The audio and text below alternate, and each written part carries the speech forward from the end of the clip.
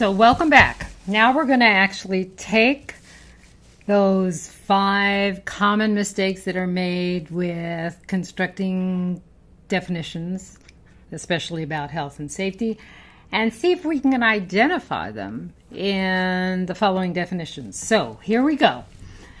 You're going to, just as a reminder, we looked at circular definitions that use overly complex medical and scientific words and concepts, definitions that use overly complex sentences, sentence structure, definitions that build on each other and each statement sort of refers to the next, so you have to aggregate them, and then things that were simply non-definitions. So, your turn. This is the first copy that you will see when you come to the vaccine.gov page under the tab Basics. These 3 statements. Read them to yourself, and then we'll see if we can identify just what makes them so high barrier.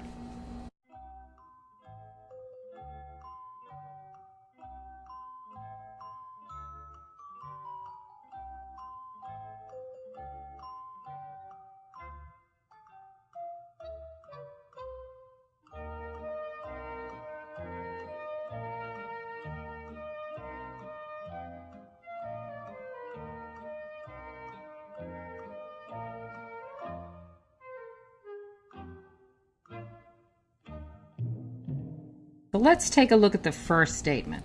A vaccine is a product that produces immunity from a disease and can be administered through needle injections, by mouth, or by aerosol. There's a couple of faux pas, if you will, here. The first thing is you've got to understand immunity. A vaccine is a product that produces mucus? No, immunity. Well, what is immunity? Is that a good thing or a bad thing?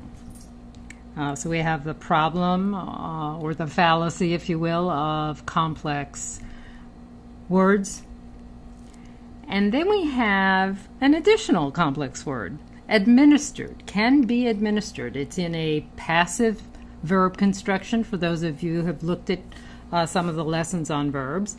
And it is using a difficult level verb itself. Instead of you can get it or it can be given to you, we have administered. So it's guilty of these circular arguments using complex concepts or words that you need to understand in order to understand the defined word, and it uses difficult vocabulary. So on the second statement, a vaccination is the injection of a killed or weakened organism that produces immunity in the body against that organism. At least one of the pitfalls should be obvious to you. One of them clearly is that this is a weakened organism, and that is a high-level science concept. What is an organism? It's using something that's killed or weakened. Gee, that doesn't sound good for my body. And then it uses the very same terminology as in statement 1, produces immunity. Well, if it wasn't easy the first time around and understood, it's not going to be understood the second time around. So we have, again, difficult vocabulary and that circular self-reference this time to try to understand the concept. And in the third statement, an immunization is the process by which a person or animal becomes protected from a disease. Vaccines cause immunization, and there are also some diseases that cause immunization after an individual recovers from the disease. Okay, a couple of things going on here. Let's see if you got some of them. First, you have this complex language. Is the process by which? Totally passivized, totally objectified, very common scientific medical language, the process by which.